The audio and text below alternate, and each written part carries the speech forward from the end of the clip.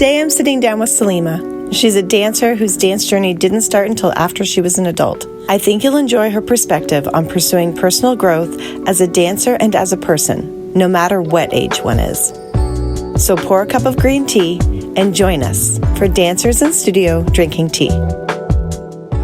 Today my guest is Salima, and Salima is a adult dancer who found dancing kind of later in life, and we're excited to learn about what that means for her and how her journey with dance began. So thank you. Thanks for being on our show today. So Salima, what's your first experience with dance, just yourself as a person, like whether seeing it or being exposed to it? Or I didn't grow up dancing. I grew up doing something called drum corps and color guard, and so it's out on a football field.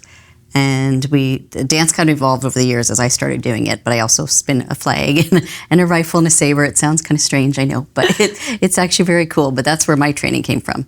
So coming to a studio for me was very intimidating. Okay. Because you see all the things on TV and you hear about how, it's so competitive, and it was a little nerve-wracking to come. A little bit nerve-wracking. Yeah. And so what made you decide as an adult to go for it? Because I enjoy it as a form of exercise, as opposed to going to the gym or doing anything else, really. Like I've dive skied and I used to play a lot of ultimate frisbee, and I like all that still, but it's my favorite form of exercise, really. Oh, that's awesome. Yeah, and coming here wasn't intimidating at all. Oh, yay. Okay, that's good to know. Not at all. It's actually very warm and welcoming, and it's a great environment. Oh, that's awesome. Yeah. And so tell us about what was your very first dance class that you took? Well, I did take a little tap when I was younger, but that was about 7 or 8, and then I kind of stopped, and that was at a community center, so that wasn't too bad. Okay. And then when I was living in Vancouver, I took some classes there, and it was there was a couple of studios where you could just drop in, and it was good. The levels were all over the place, so it was a little intimidating, but I still made myself go, and I enjoyed it. Okay, but coming awesome. Here, it was like finding a home, really. It's a great spot. That's awesome. And so for anybody who doesn't know you, what was your very first class at Freedom?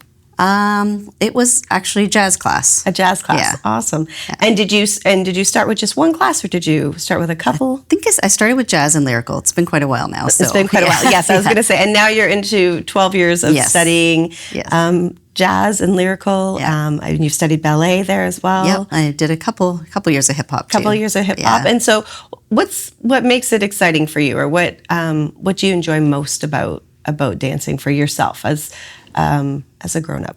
Really just the feeling I get when I'm dancing. It's freeing. I forget about everything else, any other problems I have in the world, or, a bad day at work, it just goes out the door.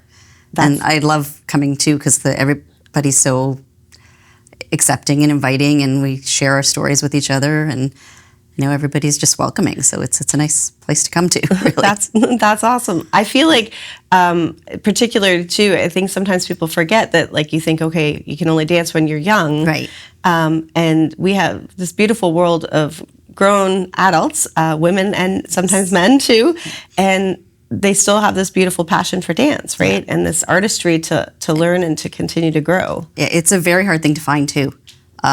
When I first moved back from Vancouver, I was looking for studios here, and I live in Brantford, but they're starting to get some adult classes there now, but there was nothing available. I called around. There was a few people that kind of offered hip-hop classes, but only if they had the enrollment. Right. But nothing committed, and then I found this studio. So even though I found some stuff in Brantford, I'm still willing to drive here because I just enjoy coming here. That's awesome. So, well, and we love that. We love having you here.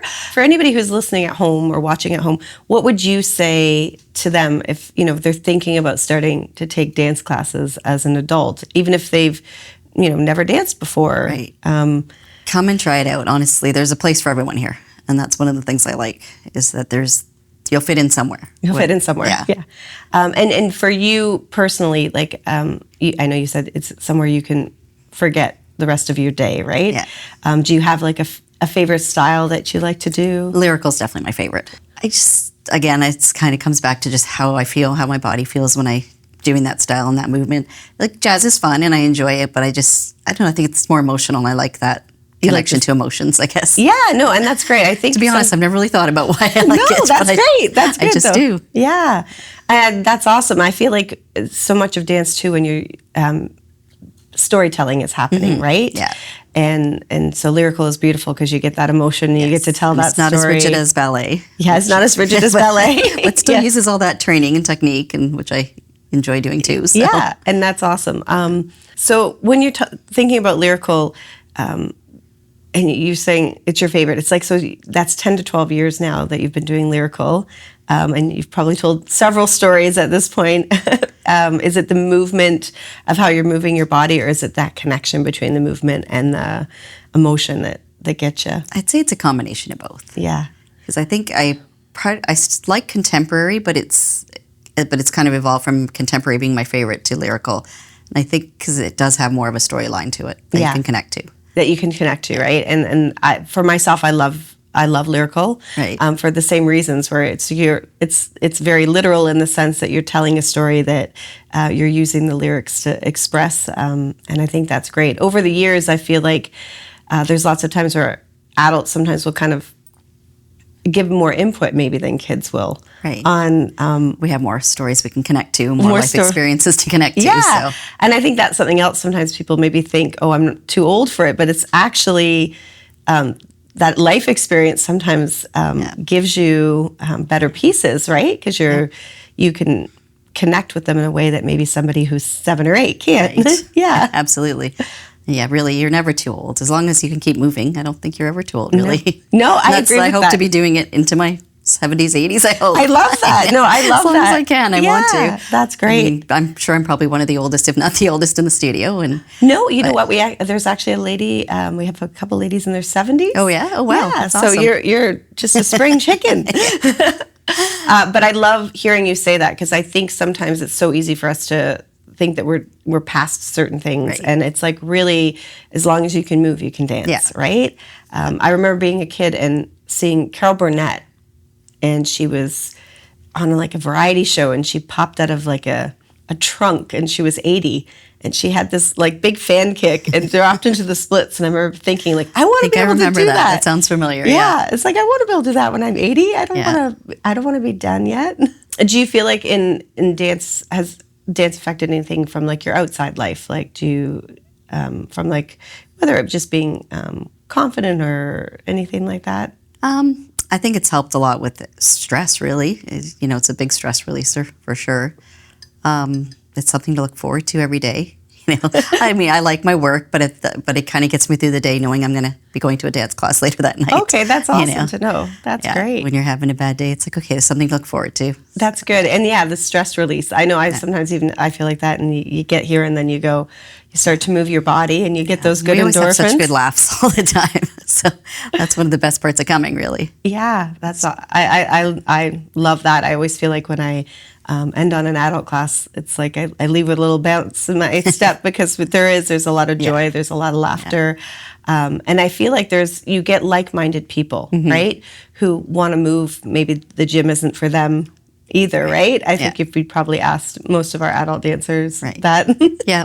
And there's a fairly big age gap in our class, I would say, but age doesn't really seem to matter. It's just we're all there for the same purpose. Yeah. And I love the camaraderie of like, you're all there for one another too, right? Like sometimes someone will be having a bad day and everybody kind of rallies around them, or, celebrates their joys in their life. Yeah. Personally, I feel like teaching adults, I love how everybody's so open with one another and open to learn, right? There's kind of a guard down that everybody's willing to just try and learn together. Right. And if one person's like, can we do that again? Everyone's like, oh, please, thank you.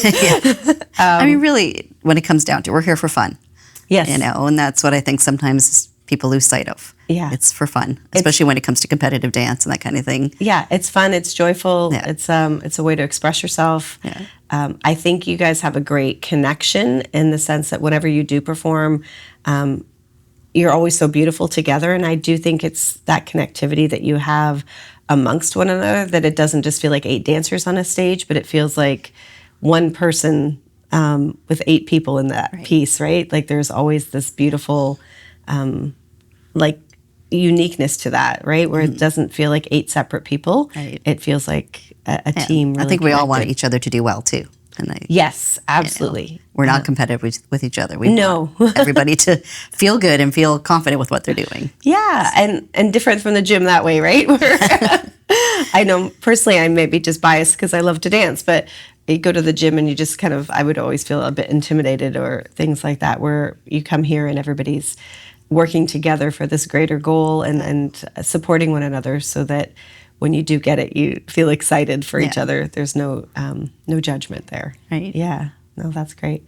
In your life there, do you have a favorite piece that you've ever danced? I think one that does stick out in my mind is the phrase "How to Save a Life." I think partly because I really love that song to begin with, and then to get to dance to it was just a bonus. That was awesome. That you guys did such a great job of that dance too, and I feel like it was really relevant for us at that time. we were, kind of dancing sometimes on Zoom or outside or inside, and to be able to Was that year? I can't even remember. Okay. And to be able to stay connected that way there, and you had the lights on. Oh yeah, I do remember now. Binghamans. I have a picture of us, and we were outside in that tent. And have the lights on. I think there's a beautiful picture of you guys, kind of at sunset with the lights on. Against a brick wall, and it's like just a really pretty picture of all of you there. Since you started dancing with us 12 years ago, you've had some life changes yourself there, and so tell us a little bit about how your life looks now and what's important to you there. Oh yeah, well I'm sure I've gotten married recently, so that was very exciting. You're pursuing a little bit of acting. Yeah. Yes, and do you feel like your dance helps you a little bit with gives you a little more confidence of going in front of a camera, even though it's still not the most comfortable thing for me, but it gives you a little more confidence of, when you can follow the instructions and kind of do the cues and tell, what they're asking you to do. Yeah. So I haven't done a lot yet, but I'm starting to look into it. So. No, I think what I love so much about that is that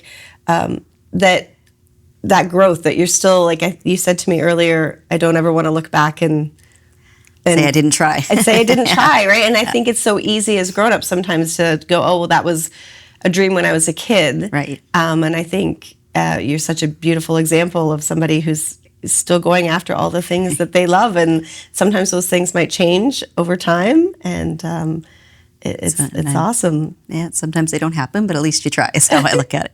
So you have been competing for several years now as an adult. So tell us a little bit about that. How does that feel, or what's been your experience as an adult dancer competing? It's been a lot of fun. I didn't know what to expect at first, but the team is so supportive, and it's fun to get on stage and perform. There's not a lot of opportunities for adults to do that, so I've really enjoyed that. And it's not huge pressure either, which has been great. We all, like I said before, everybody wants to do well, and we support each other. But I've enjoyed, especially going backstage behind somewhere. We've been at downtown in Hamilton Place, and going backstage and seeing all the things back there. It's been really interesting to see and do, and I love doing it, getting a chance. And every year we add more, which is great. So, which is awesome. And I feel like you often, as adults, end up getting a shout out from judges quite frequently. Tell me about that a little bit. I guess they're kind of surprised to see, especially when they hear our age range and ages and stuff, to see people, and they're happy, I think, to see adults out there dancing and still doing it. Yeah. I feel like you've definitely, as a group, you've inspired people, right? I feel like, I think it was last year, your group brought a judge to near tears on stage talking about how happy she was to see people still dancing and doing it with so much passion and love and skill. Yeah, right? It's almost sad that people think once they turn 18 they have to stop. Yeah, and unfortunately, opportunities weren't always there before. But they're starting to.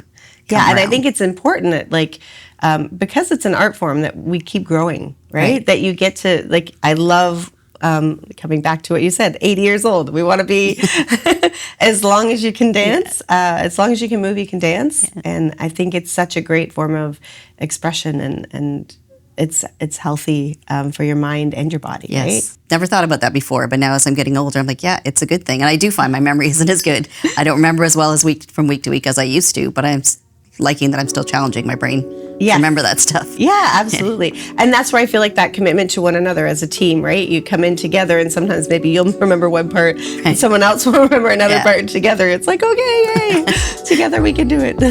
Well, thank you to Salima for joining us today for Dancers in Studio Drinking Thanks for Tea. having me. Thank you. Thank you so much to Salima for stopping by and reminding us that dance can be enjoyed no matter where you find yourself in life.